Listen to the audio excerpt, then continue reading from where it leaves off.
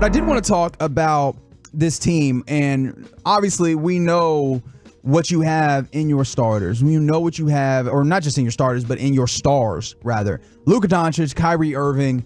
We have been gushing over Kyrie in particular in a way that I feel like he's been kind of secondary. He hasn't been thought about a lot, and it's been nice that crazy hook floater shot thing that puts you over the Denver Nuggets has, brought him again back to the forefront of these conversations. We all know what Luka Doncic has done as he continues to be a leading scorer in the league, racking up triple doubles left and right. But outside of that, who do you feel is super important, and is Dante Exum vital to this? Jake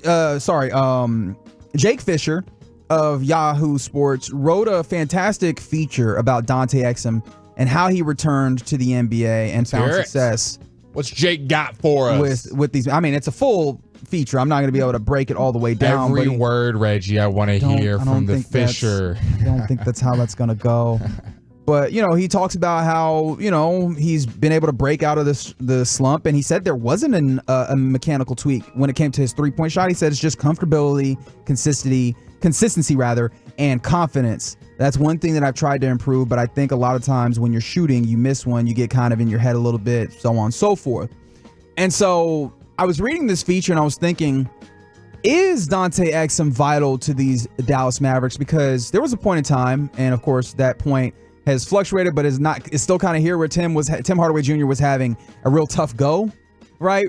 And we were talking about what are some of the answers that you could possibly have to fixing that, especially when you need like that level of shooting in some ways. Mm-hmm. And I know Jaden Hardy is a famous as he just hit one answer, right? He just hit a corner three. There was one of those answers that a lot of people had, and one of the things I was thinking was like, is Dante Exum that guy? Because he can in theory help you organize offense. He's been a point guard since he was drafted into the league by the Cavs, right? He Lottery pick, long arms. Defensively, you can see the effort, and then when he is shooting, we've seen that. I mean, that's the reason he got back to the NBA is because that shooting started going down overseas in a way that it hadn't prior, and that made it more viable. Do you feel like that Dante Exum is vital to this Mavs team? Yeah, Dante Exum is super vital. He's very underrated. If you watch the Mavs intensely, you realize the impact he had. I thought a great example was that Nuggets game.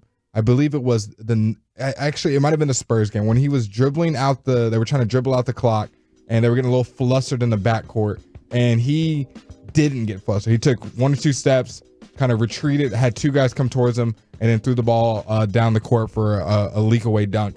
And I would say sometimes even more than Luka. Luka is obviously a phenomenal player. That's bold. But let's hear what you got. But just more than Luka sometimes than just not getting flustered. I think Luka has great pace, and he's not going to dribble off his foot and whatnot. But sometimes Luka can make a really fancy pass when it's not needed. Like, I feel like with Exum, if I need to dribble out the clock, if it's late in the game, I just need to hold it for a free throw. I feel like Kyrie and Exum have the two highest basketball IQs on the floor. Luka's basketball IQ when just making plays out of this world. But just, late game situation, I feel really good with the ball in Dante Exum's hands.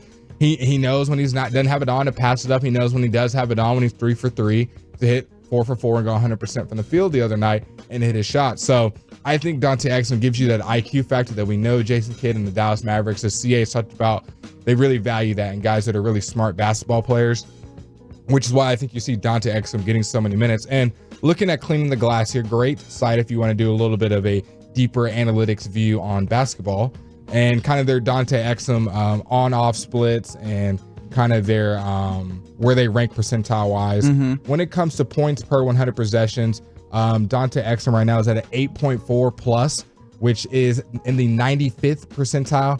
Effective field goal percentage plus 4.1, 97th percentile. And then this is the one that's kind of going back to what I just said. Turnover percentage. What percentage of the team's possessions end in a turnover when Dante Exum is on the floor? Minus 2.8%. That is the 99th percentile. So that's the best in the league pretty much. He is very good at not turning the ball over. So I just feel like you can trust him with the ball. Not to mention he's shooting 50% from 3 this year. Now he only shoots about 1 or 2 a game. That's the thing. He's, I think 40 of 80 right now. I think he's exactly on the mark of it, at 50%. Doesn't shoot that many, but it feels like they're always timely. He's not going to make the wrong play. You might want him to be like, oh, make one more play. You're doing so great, but he's not. More times than not, he's not going to make it like, man, what is Dante Exum doing? He's just all over the place. So he's a calming factor to what this sometimes every once in a while out of pace of Dallas Mavericks team can be. Yeah, and I think that's, and maybe the 214 gets to the heart of my thought on this, because I don't know that he's vital right now. Right, we saw him miss some time recently, and the Mavs were still, I mean, it was part of the up and down streaks that you've had, but the Mavs have been able to, weather that. But one of the things about it is it feels like the things that he is capable of doing, if he does them, especially at the highest level that he's capable of, he can be vital. From the 214, they said he can be if he takes on a Draymond Green floor general type role.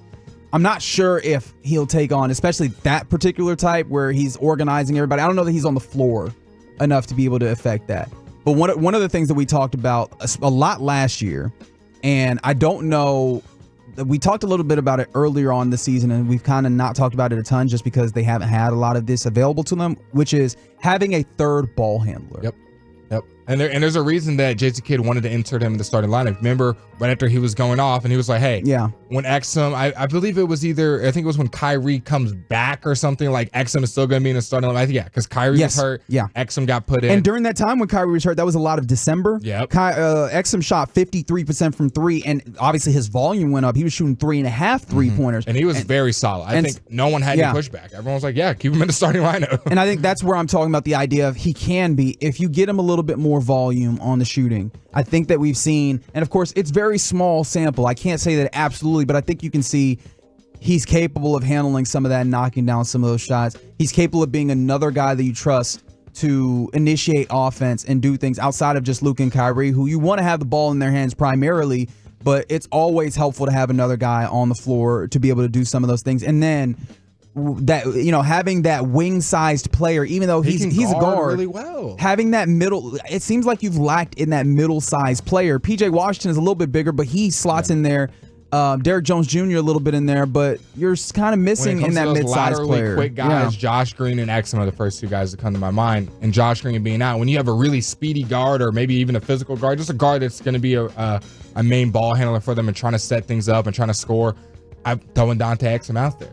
I mean, I don't think you can just have Kyrie and Luka when you play against the Tyrese Maxes of the world and the Damian Lillards, like these really explosive scorers. You can't just be like, all right, Luka, Kyrie guarding. You kind of have to have Exum out there because you don't have Josh Green right now. So I think Exum is very vital in guarding kind of those really shifty guards, as well as being a calming factor on the offensive side of the ball to kind of take the load off of those two guys. So I think it's nice when he plays with both of them, but I also think it complements where one of those guys can sit on the bench, and now you can have Luka Exum, Kyrie Exum, and they can both set up the offense.